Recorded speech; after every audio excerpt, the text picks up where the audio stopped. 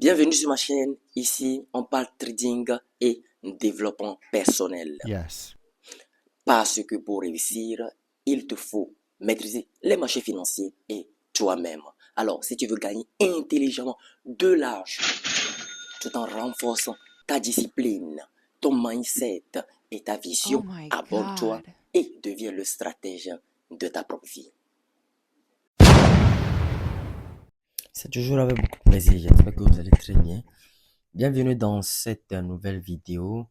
Aujourd'hui, nous sommes devant le graphique de l'euro USD, l'euro face au dollar américain.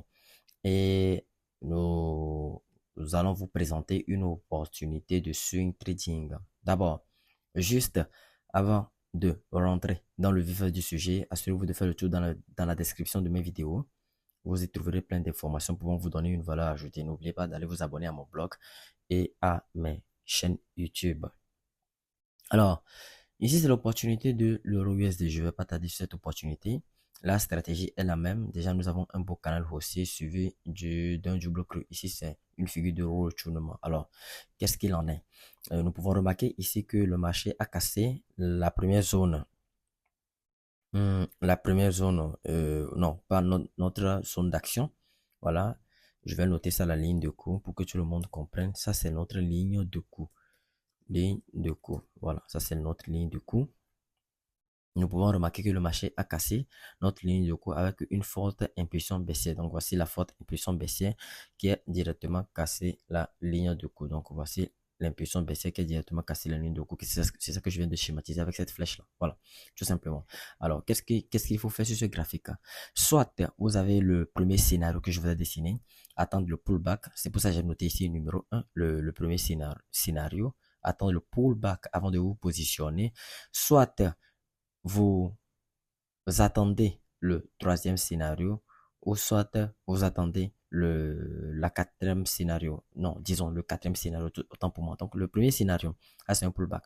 Le deuxième scénario que j'ai mis ici, c'est que le marché, dans la plupart des cas, après avoir effectué de longues impulsions baissières comme cela, comme je viens encore une fois de le schématiser. Voilà. Après avoir fait de ce genre de scénario très long comme ça, voilà, le marché a, dans la plupart des cas, a retracé fortement. C'est pour cela que j'ai tracé le deuxième scénario. Donc, je réexplique encore. Vous voyez cette longue impulsion baissière en rouge. Cette longue impulsion baissière en rouge est susceptible de continuer avec une correction de marché en bougie verte. Donc, dans la plupart des cas, quand le marché fait ce genre de scénario d'impulsion baissière comme ça, le marché a tendance à retracer fortement. Donc, d'où le deuxième scénario. Donc, si vous vous positionnez sans attendre cette confirmation, sans attendre ou soit ça, ou soit attendre le quatrième scénario, voilà, vous allez encaisser un stop loss parce que ici, le marché part directement dans le sens inverse de vos prévisions et vous allez encaisser tout simplement un stop loss. Donc, ne vous positionnez pas donc. Ce que vous devez faire, vous devez soit guetter le premier scénario, attendre un pullback. Deuxième, ici, le troisième scénario, ici, à ce niveau, ça, c'est une consolidation de marché. Soit attendre une consolidation de marché, ou soit ici, le quatrième scénario, attendre une figure de continuation. Et ici, pour cette figure de continuation, j'ai choisi un drapeau ascendant. J'ai choisi tout simplement un drapeau. Donc, vous avez le choix entre 1, 3 et 4. Mais si vous vous positionnez ici sur le 2, voilà, il est susceptible que voilà, vous encaissez un bon stop loss que vous pouvez éviter. Voilà, tout simplement. Donc ici, pour cette opportunité, je vous ai décidé comme des zones dangereuses. Nous avons la première zone dangereuse ici. Voilà, je vais le noter avec vous en même temps pour que tout le monde comprenne. Euh, non, je ne veux pas choisir ça. Nous avons la première zone dangereuse. Voilà. Donc, nous avons la première zone susceptible de retournement, la deuxième zone susceptible de retournement, la troisième ici et la quatrième. Parce que si nous voyons un peu dans l'historique du marché, nous pouvons comprendre que ce sont des zones à fort impact. Regardez ici. Nous avons un impact ici en tant que résistance. Ici en tant que résistance.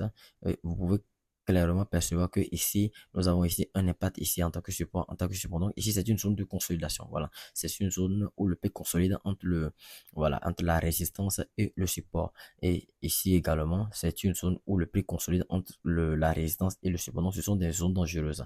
Et qui parle de zones dangereuses, parle des zones où le marché pourrait potentiellement vous dessiner une figure de retournement. Voilà. Faites attention à ces zones-là. Alors, je pense que je vais m'arrêter ici pour cette vidéo. C'est tout. Parce que j'aimerais quand même vous partager. Nous allons nous retrouver une prochaine fois dans une nouvelle vidéo. D'ici là, portez-vous bien.